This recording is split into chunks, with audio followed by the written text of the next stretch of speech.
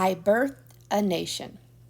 I didn't care what Big Ma said about scrubbing like a gal from a one-cow town near Prattville, Alabama. Only turpentine could wipe away the black and red ink that had seeped into the linoleum floor tiles. I wiped up all the ink I could before we went to bed that night. Everything else, the paper, the metal letters, and the mess the police made, would have to wait until we woke up. The day had been just too long. When I pushed the kitchen door open in the morning, the room didn't look any better. Streams of sunlight shot through Cecile's cheap curtains and pointed out, "Delphine, you got a whole lot of work to do. A lot, girl." I was set to do it. Pick up, put away, clean and mop everything. But I was still tired, which didn't make sense to me. I had slept even longer than usual. Yet all I could do was sigh heavily when I saw the inside of Cecile's kitchen. Everything that made me tall, able, and ready to do what had to be done made me sigh. I picked up the broken stool, the seat, legs, and scattered wood chips, then brought the pieces out to the trash can. There was nothing I could do about the printing machine. It was too heavy. I used all my strength to sit it upright on the floor. I wiped the rollers and laid them on top of the machine. Then I called Vanetta and Fern out of bed and put them to work helping me. Without a squawk, Vanetta gathered up all of the paper, and there was a heavy snowfall of paper. She made different piles. The scuffed and dirty papers went in one pile. The rally flower flyers went in another. The sheets of poetry with Cecile's poet name, Nzilla, printed on the bottom, went in another. Vanetta spent most of her time separating out the different poems, and in between she read them. I had Fern hunt around the floor for the metal letters and put them up on the table where the printing machine once sat. I never realized how many metal letters Cecile had in the drawers and kitchen cabinets. She had boxes and boxes of them. Large and small capitals and lowercase letters. Different sizes and types of T's. Some more boxy, some more curved. Some slanted, but not like Hirohito's eyes. Slanted like a leaning flower stem on a sunny day. Some O's and Q's and C's long and narrow. Others round and squat. All sizes, all types, all over. Was this movable type, like her poem? Each letter free to be flung to all four corners? Then Fern found two of Cecile's special letters, the ones she used for her poetry name, the N and the Z. I found the I, L, and A. I polished those with the dish towel. These were a special type, tall and curved, hooks on the ends. The Z coiled back to strike like a snake. In all her collection, these were the only letters of this kind.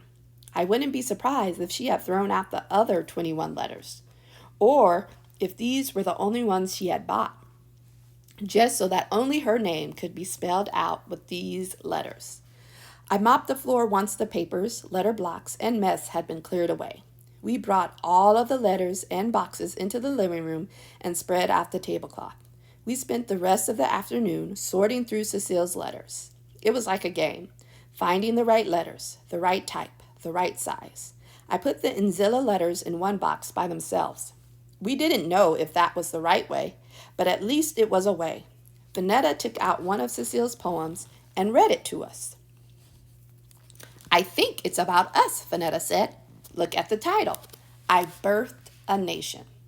"You might be right," I said. "Surely might be." Vanetta said, "We should do this poem." She read it again. It was a good poem for reciting out loud, the same way "We Real Cool" was a good poem for reciting. And then we joined her, each of us taking a line, one after the other. Then we chose our own stanza, but recited the last one together. We decided Cecile's poem was in a way like "Dry Your Eyes." We decided that it was about Mother Africa losing her children like Cecile had lost us. I didn't remind my sisters that Cecile had left us. Then there was a knock on the door, and we froze. We remembered we were in Cecile's green stucco house where the Black Panthers had come and the police had come, and Cecile had been arrested, and we were supposed to be the Clark sisters down the street, not Cecile's daughters reciting her poems in her house.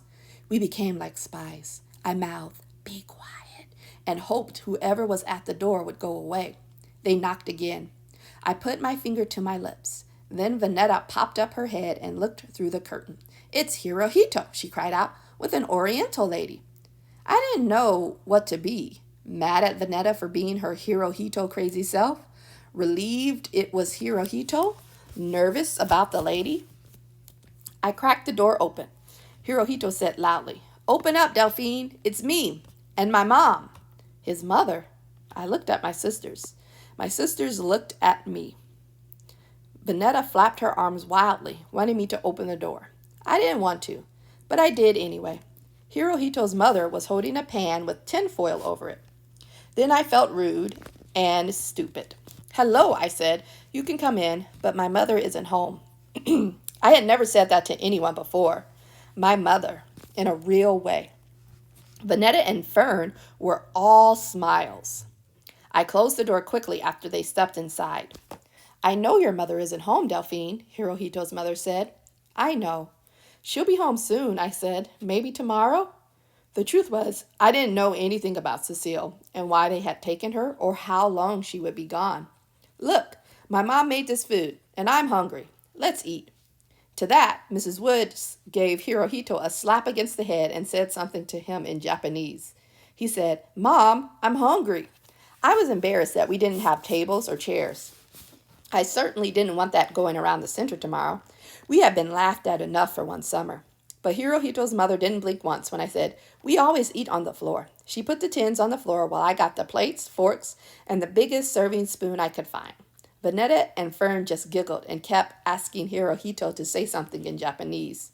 He rolled his eyes. We sat down and ate fried pork chops, rice, and string beans. I wanted to eat nicely like Mrs. Woods ate, but I ate hungrily like Cecile.